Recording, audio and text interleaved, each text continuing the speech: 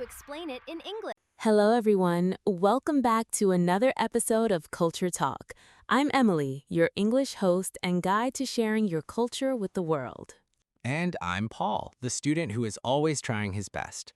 Hi, Emily. It is so good to see you. And hey, happy August festival to you.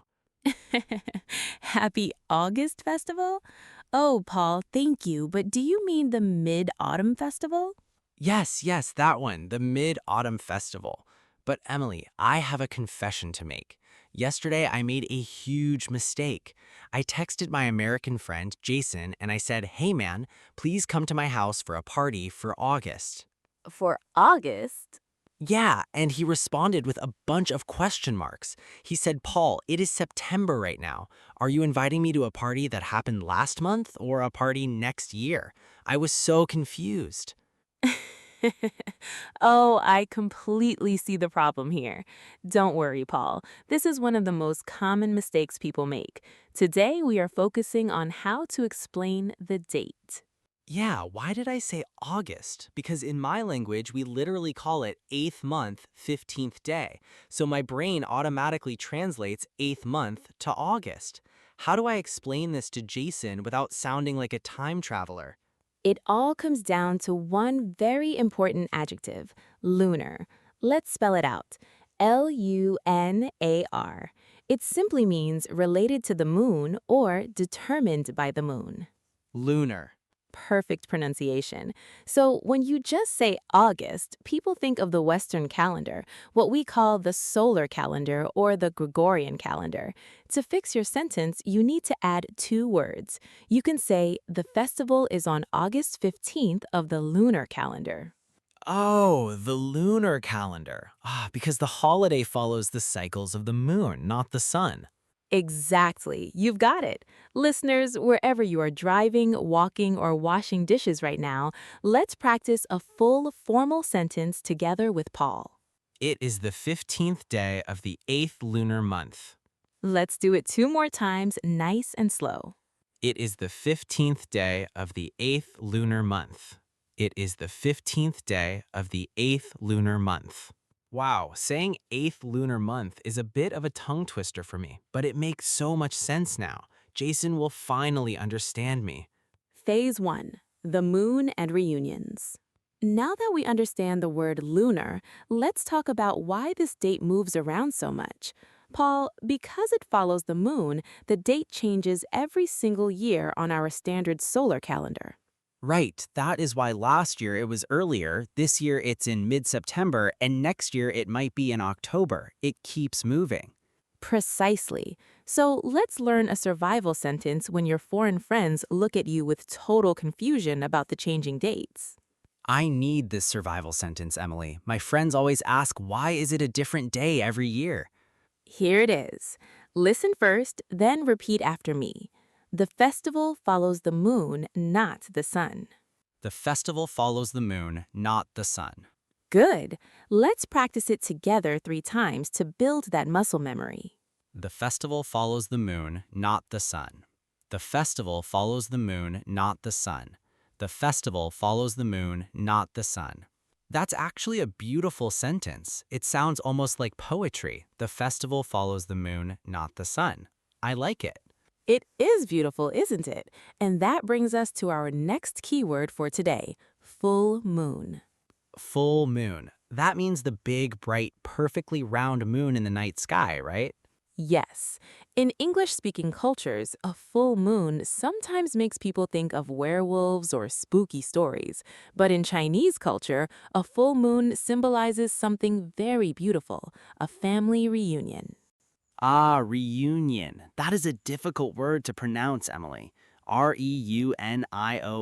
Reunion. It feels weird in my mouth. Don't stress out over it, Paul. This is a language learning shortcut. If a big vocabulary word like reunion feels too difficult or clunky, you can use a simpler phrase that means the exact same thing.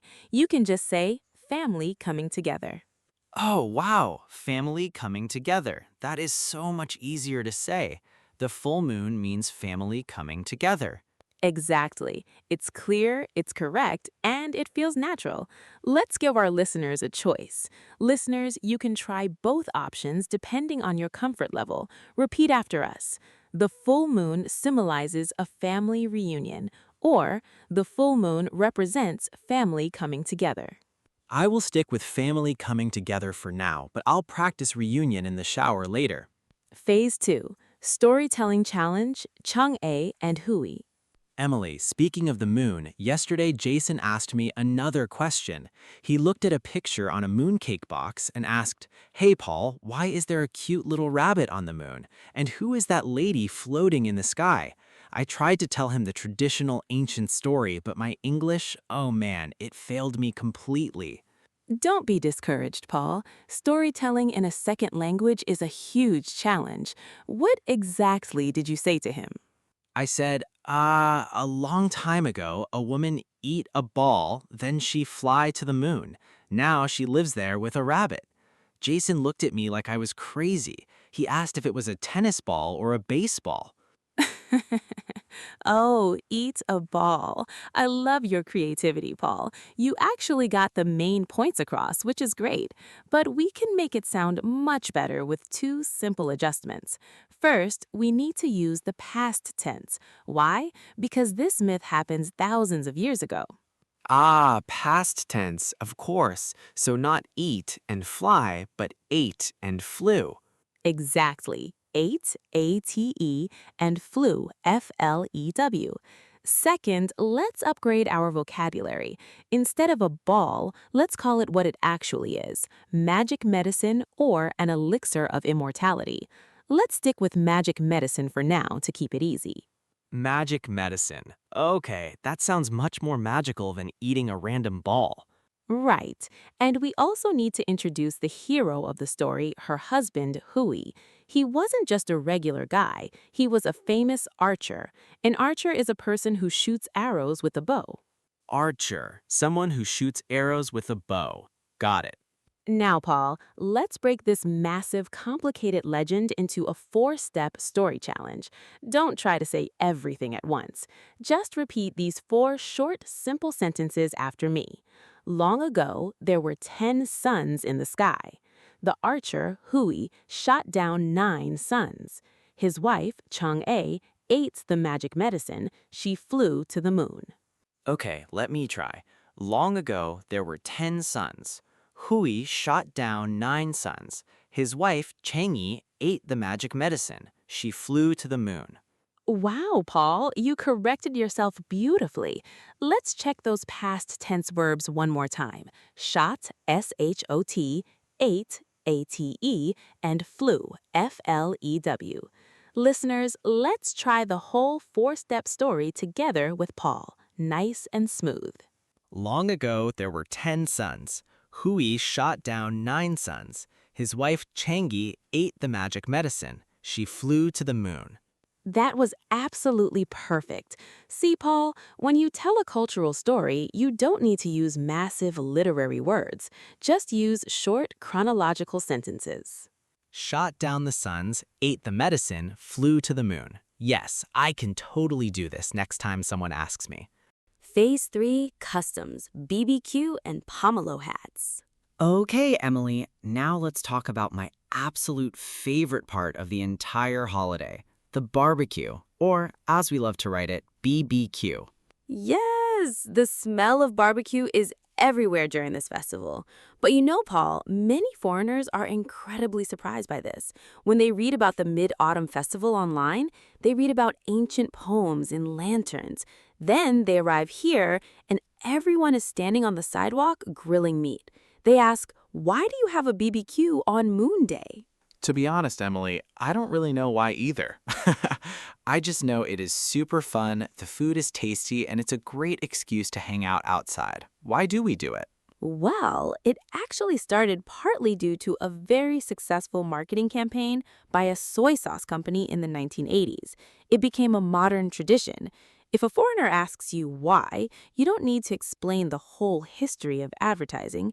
You can just say, in my country, it has become a popular tradition to have a BBQ with family during this holiday. It has become a popular tradition to have a BBQ with family. Wow, that sounds very professional. It is.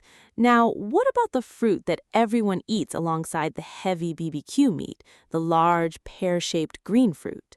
Oh, the green fruit. We call it wendan or yotze, but in English it has a very interesting name. It's called a pomelo. Let's spell it. Pomelo. Correct. Pomelo. Paul, how would you describe a pomelo to someone who has never seen one? I would say it is like a very big, giant, sweet grapefruit or orange, but it is less juicy and not too sour. That is a fantastic comparison. A large, sweet citrus fruit. And what do we do with the thick green skin or peel after we finish eating the fruit, Paul? Oh, this is the best part. We cut it carefully, peel it off, and then we put it directly on our heads. We make pomelo hats. Foreigners absolutely love seeing photos of this custom because it looks so funny and cute. How do you explain the reason behind the hat? You can say, we wear pomelo skins as hats for good luck and protection. Let me practice that phrase. We wear pomelo skins as hats. Let's practice that phrase 3 times together, listeners. We wear pomelo skins as hats. We wear pomelo skins as hats. We wear pomelo skins as hats. You know, Emily, I tried to put a pomelo hat on my cat yesterday. She hated it so much, she scratched my arm and ran away. Oh, poor cat. Yes, cats generally dislike the strong smell of citrus oils in the peel. Stick to putting the hats on humans, Paul. Your friends on social media will love the photos. Phase 4. Describing food. Mooncake textures. Finally, we cannot finish a Mid-Autumn Festival episode without talking about the iconic centerpiece of the holiday, mooncakes. Yes, mooncakes are everywhere. Some mooncakes are filled with red bean paste, some have lotus seed paste, and my favorite ones have a round yellow egg yolk right in the center. That yellow egg yolk is specifically called a salted egg yolk. It represents the full moon inside the cake. Salted egg yolk. Salted egg yolk. The L in yolk is silent, right, Emily? Like the word yolk? Brilliant observation, Paul. Yes, the L is completely silent. It is pronounced exactly like yolk. Now, Paul, when you describe the taste and texture of a mooncake to a foreigner, how do you describe it? If it's not just good or delicious, what words can we use? It feels very heavy in my mouth. Like if I eat one whole mooncake, my stomach feels completely full and I need a lot of hot tea. Yes, they are definitely substantial. Instead of saying heavy in my mouth, which can sometimes sound a bit unappetizing in English, you can use a wonderful culinary word, dense. Spell it D-E-N-S-E. It means thick, solid, and compact. Dense. The mooncake is dense. Perfect. And if the filling has a lot of deep flavor, texture, and high-quality oil or butter, we use the word rich. Rich, like a rich man with a lot of money. Exactly the same word. But when used for food, rich means deep, full-flavored, and satisfyingly heavy. So you can combine these 2 words into a beautiful food review sentence. The mooncake is very rich and dense. The mooncake is very rich and dense. I highly recommend the red bean paste flavor. Look at you go! Red bean paste. You are absolutely ready to host your own food tour, Paul. Conclusion and wrap-up. Well, time flies when we are having fun. Today we covered a lot of ground. We learned about using the lunar calendar to explain the date, the ancient story of the archer Houyi and his wife using past tense verbs, the modern tradition of BBQ, the hilarious custom of pomelo hats, and how to describe mooncakes as rich and dense. Wow, Emily, I feel so much more confident now. I don't feel scared of my friends' questions anymore. In fact, I'm going to call Jason right after we finish recording this episode. That is wonderful to hear. And what exactly are you going to say to him when he answers the phone? Let's do a final test. I will say, hey Jason, come to my house for a BBQ this weekend. We can eat some rich and dense mooncakes, wear pomelo skins as hats, and watch the beautiful full moon together. Unstoppable! That is absolutely perfect English, Paul. Jason is going to have the best time at your party. Thank you so much, Emily. I couldn't have done it without you.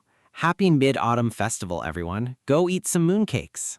Happy Mid-Autumn Festival, everyone. Keep practicing your English. Don't be afraid to make mistakes, and we will see you next time on Culture Talk. Goodbye. Bye-bye.